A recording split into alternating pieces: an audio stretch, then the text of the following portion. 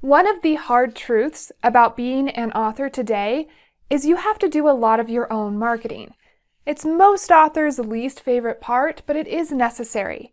And one of your most powerful marketing tools is your email list. So today I want to talk about why you need to start building your author email list now. Your email list is so important because it helps you build your readership before you publish. And whether you self-publish or traditionally publish, this will help you. Because when you have readers waiting for your book before it's out, you're going to sell more copies of your book and you're going to get more reviews. Everybody likes this. Self-published, traditional, hybrid authors, everyone. If you hang on until the end of this video, I'll tell you how you can get a readership building checklist, which will help you with your email list and identifying your ideal reader. This is Ignited Ink Writing, a channel dedicated to helping authors like you transform your writing so it lingers with your readers. Because writing that lingers gets remembered and recommended to others. I'm Caitlin Burvey, editor and writer. Let's jump right in to how your email list is all about connecting with your readers. Today's readers and consumers want to know where their books, entertainment, and other products come from, because they want to make sure they're supporting people they like, they agree with. More so than ever before in history, people care about who is making the things they are consuming. That includes books. When you have an author email list, it's a way for you to show readers that they can come to know, like, and trust you. This know, like, and trust concept is important in marketing because people are going to choose your book partially for the amazing story you wrote and partially for you. Your email list is where you get to show off both of those things. When someone subscribes to your email list, what they are saying is, yes, email me. That's a very powerful tool. They're basically giving you permission to market to them. They're saying, yes, I'm interested in you and your book. Tell me more. That's what you give them in your emails, is more of you and your writing. Think of all the emails we get every day. If someone says, yes, they want to hear from you, that's kind of a big deal. The other reason you want an email list is the people who subscribe to your email list have the most potential to become super fans. Super fans are the type of readers authors dream of. These are people who are going to recommend your book to everyone they know, even if it's not their genre, because they love you so much. They're going to buy your merchandise and be excited for your swag. They're going to anticipate your next book launch and help you count down those days. These are the people who donate to your Patreon and show up to your author signings. We love super fans. Super fans come about because you interact with your readers and they build that know, like, and trust in you. Email is a great way to do that. Another key reason you need to have an email list is because you own that email list. You do not own your Facebook followers. You do not own your YouTube subscribers. You don't own the people on Twitter, Instagram, LinkedIn, TikTok, any of these other platforms. Those platforms own those followers. Facebook can decide tomorrow they don't want to have pages anymore. You just have your main profile, but they're not going to allow business pages. All of that networking, all of those fans you built up on that Facebook author page, just go away because Facebook changed their mind. Or maybe the algorithm changes and you're no longer showing up as much. You have no control over that because you don't own those platforms or those followers. But you do own your email list. No one can take that away from you. The only way someone comes off your email list is if you choose to unsubscribe them or they unsubscribe themselves. There is no big entity that can just come and take those things away from you because it's yours. So you need an email list to give you the opportunity to build those super fans as a way of interacting with your readers so you can build that know, like, and trust, and because you are in control of that list, those emails, in a way that you're not in control on social media platforms. Next, I want to share how to build your email list.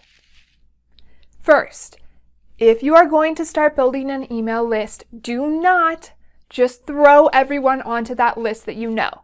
You don't get to put your whole email address book on that list. You don't get to add all of your LinkedIn followers. Those are people who agreed to connect with you on other platforms or on a one-to-one basis. They did not agree to sign up for your email list. In some countries and states, it's illegal to do this. When someone subscribes to your email list, they need to know that is what they are doing. You do that by creating sign-up forms. In person, if you're giving a speech or something like that, some sort of presentation, you can pass along a sign-up sheet that says, hey, are you interested in signing up for my email list? Here's what you might get if you're on that. You can leave space for people to put their name and their email. You asked for those emails. They knew that's what they were signing up for, so that's perfectly fine. It's a legal way to do it. When I do that, I do take a picture and store that with my email list, just so I have proof. The electronic way of doing this is by creating an email list sign-up form. We do this using email list service providers. These are people whose whole job is to maintain your email list for you. So they are going to provide ways for you to create sign-up forms for your email list, and you can put those forms on your website. You can share a link to them on your social media. You can put them all sorts of places. It's basically the electronic version of that pass-around sheet you might see at a presentation. Now, you definitely want to have an email service provider of some sort, and don't worry, they are usually free for the first 500 to 1,000 subscribers. If they aren't, you're probably looking at something that is more than what you need as an author.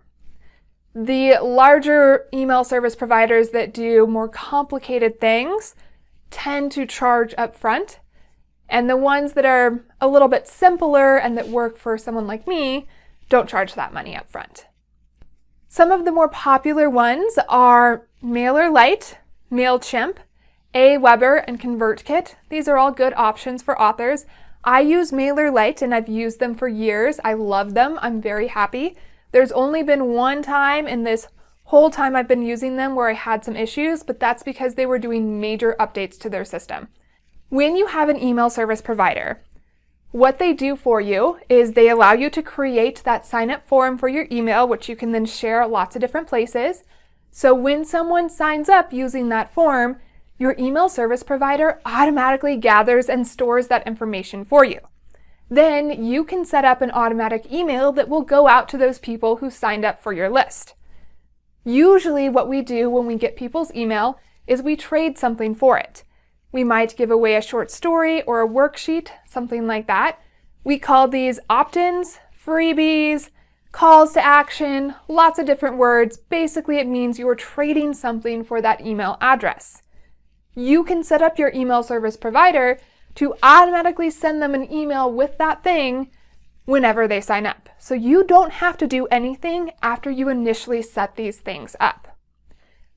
You can also set up a sequence where it'll email them every day, every other day, once a week for a couple of weeks, whatever you decide. And then you can segment your lists of subscribers. So maybe you have a science fiction list, and maybe you have a murder mystery list. You can store them in the same place, but have them separate and segregated for emails that might be pertinent to one, but not the other. Then when you're ready to email your list, you type up your email in your email service provider.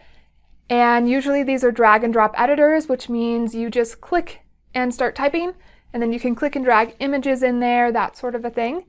Then you select who you want it to go out to, hit send, and now it goes out to everyone on your list. So you don't have to do any of the work in maintaining that list and collecting and organizing it, anything like that. The service provider does it for you. So please don't try and have your email list in your regular Gmail account or something like that. It is going to quickly become unruly and a huge time suck. You want to use a tool to help you with that. And like I said, they're free at first. The idea with an email service provider is by the time you get to your 1,000 subscribers or something like that, you should be bringing in some income from your list because these people are buying your book, they're using your product or your service or whatever. So by the time the email service provider starts charging you to store a bigger list and to maintain a bigger list, you're making enough money to cover those costs. And it's not a lot once you do get bumped up into the paid tier. I think mine was $90 a year, so not bad. Now, we're going to talk a little bit more about what you trade for emails next week, but I did want to cover that just a little bit real quick. When you ask someone to sign up for your email list, it goes better if you only ask for the information you need to collect in order to deliver what you promise. So I only gather a person's name and their email. I don't ask for their address, I don't ask for their full name or where they live or anything like that. Because the more information you ask for, the less likely someone is to sign up for your list. It feels a little bit more invasive when you ask for too much information, and in some places, again, it's illegal to ask for more than the information that you need to carry out your business.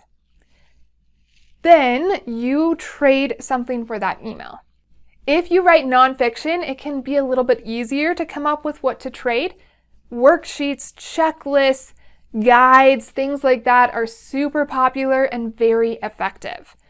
So on Ignite Your Ink, which is the blog that inspires this YouTube channel, I trade a readership building checklist. I trade a point of view comparison chart.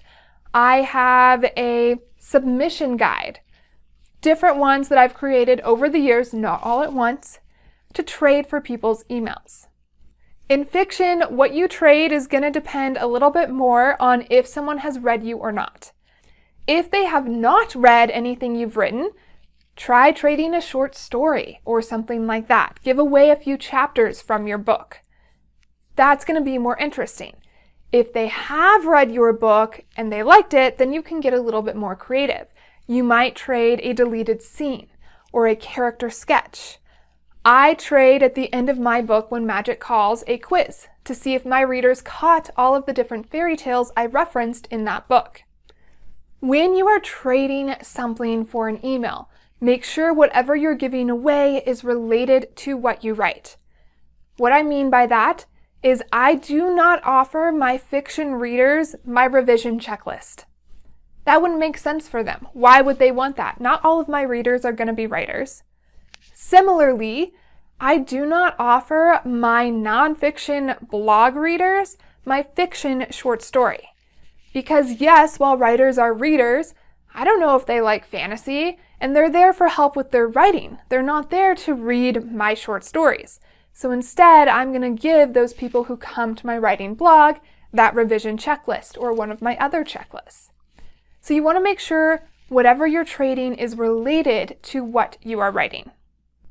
Next, I want to share an editor and author's advice for building your email lists.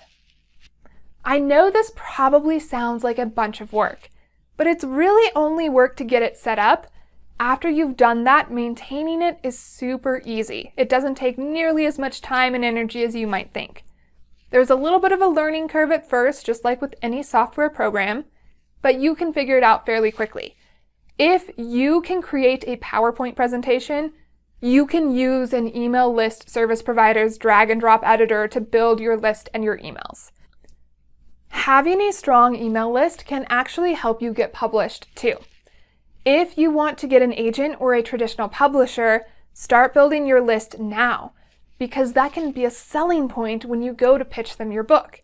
You can say, I want to write this book on nonfiction and I have 5,000 people on my email list with a 30% open rate. Basically what you're doing is you're telling that agent or publisher that you've already put in some of the marketing work, so you've given them a little bit of a head start if they choose your book, and you've shown that you're willing to help with the marketing, which can be a big deal. If you show that you're out there and trying, sometimes a publisher will put a little bit more money behind you than they might have otherwise. If you're going to self-publish, you definitely need this list because the first month of sales on platforms like Amazon matters a lot. And your email list is going to help you get more sales that first month which will bump you up in the Amazon ranking system and get your book shown to more people. So what email list software have you used or do you plan on using? Share your preferences in the comments below. And for more videos on marketing and writing, subscribe to Ignited Ink Writing, a channel dedicated to helping authors like you transform your writing so it lingers with your readers. Because writing that lingers gets remembered and recommended to others. I'm Caitlin Burvey, editor and writer. To find out more about me, go to www.ignitedinkwriting.com. That's where you will also find that readership building checklist, and I've linked to it in the description below. If you want to see how I approach my fiction email list building, you can go to caitlinburvey.com, and there you can see the different ways I'm enticing people to subscribe to my list. And now it's your turn. If you want to build superfans, effectively market your book, and have a successful launch, you need an email list to ignite your ink.